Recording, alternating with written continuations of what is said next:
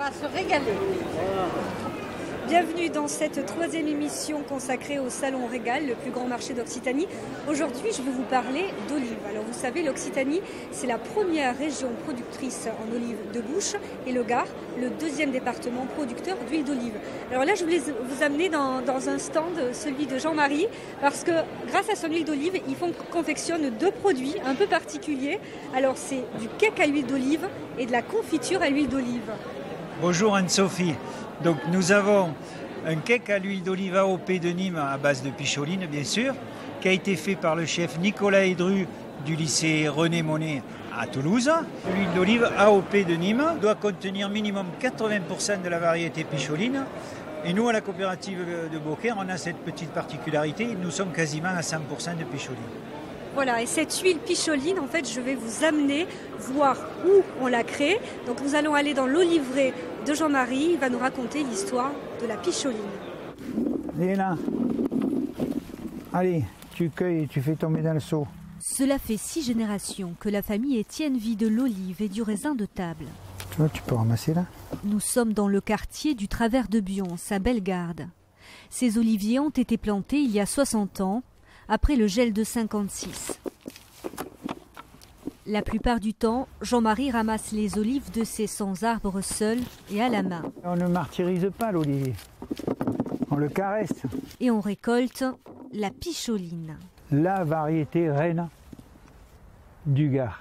À l'origine, elle s'appelait la Coliasse, du village de Coliasse à côté du pont du Gard.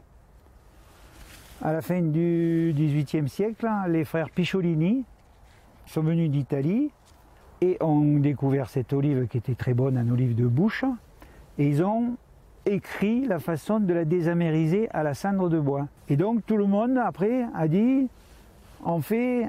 tu as fait tes olives à la façon Picholine. Et donc Picholini c'est devenu Picholine en français et tous les ans au mois de septembre-octobre, alors tu as fait ta picholine? Oui, j'ai fait ma picholine. Et ça finit que la Coliasse elle est devenue picholine. En 3 mois, Jean-Marie a ramassé près de 1200 kilos d'olives. Chaque soir, après sa journée de cueillette, il les apporte à la coopérative de Beaucaire. Bonjour Safiatou. 35 kilos, moins la tare. Alors là il y a 4 kilos de tare, donc ça fait 31. 31 kilos d'olives ramassées aujourd'hui qui seront lavées, effeuillées, pressées, malaxées, jusqu'à en extraire le précieux or jaune AOP. Et ce précieux or jaune, eh bien, on peut le déguster au Salon Régal. Alors Jean-Marie, nous revoilà. Donc montrez-nous la picholine, on voudrait la goûter. Donc je vous présente l'AOP huile d'olive de Nîmes à base de 100% de picholine 2018. Donc des arômes herbacés très présents. C'est amer. Donc de l'amertume bien présente, due à l'oléo-européine qui est présente dans notre variété picholine. Il ne faut pas oublier que notre picholine, elle contient de 550 à 700 mg de polyphénol par kilo d'huile. C'est une des variétés d'olive qui en a le plus au monde et c'est cela qui nous fait du bien à la santé. Le régime méditerranéen, il est là. Alors justement, cette huile d'olive, vous pouvez la retrouver sur différents marchés en Occitanie, notamment sur le marché Victor Hugo. Plusieurs fois par an, il y a des nocturnes qui sont organisées et c'est Stéphanie Forgeois qui vous y amène. Un plateau de charcuterie de la maison Garcia, du bon foie gras de chez Samaran, une bonne bouteille de Chianti ou de Rioja. Ici au marché Victor Hugo se tient 4 fois par an la fameuse nocturne tant attendue par les Toulousains. L'occasion de venir déguster les produits de la région Occitanie, entre amis ou en famille. Bonsoir, je vais vous prendre des crevettes s'il vous plaît. C'est un moment convivial, une petite soirée, ça change d'aller dans les bars et ouais. C'est sympa. Malgré la pluie, on vient quand même? On vient quand même. On est toujours là. Ouais. Je suis pas du tout de la région, je viens de Bourgogne. Du coup, c'est un peu l'occasion aussi pour moi de manger des produits de la région et d'en découvrir aussi. On rassemble tous les amis, on mange bien, on boit bien, on chante bien, on danse bien et voilà, on passe des bons moments.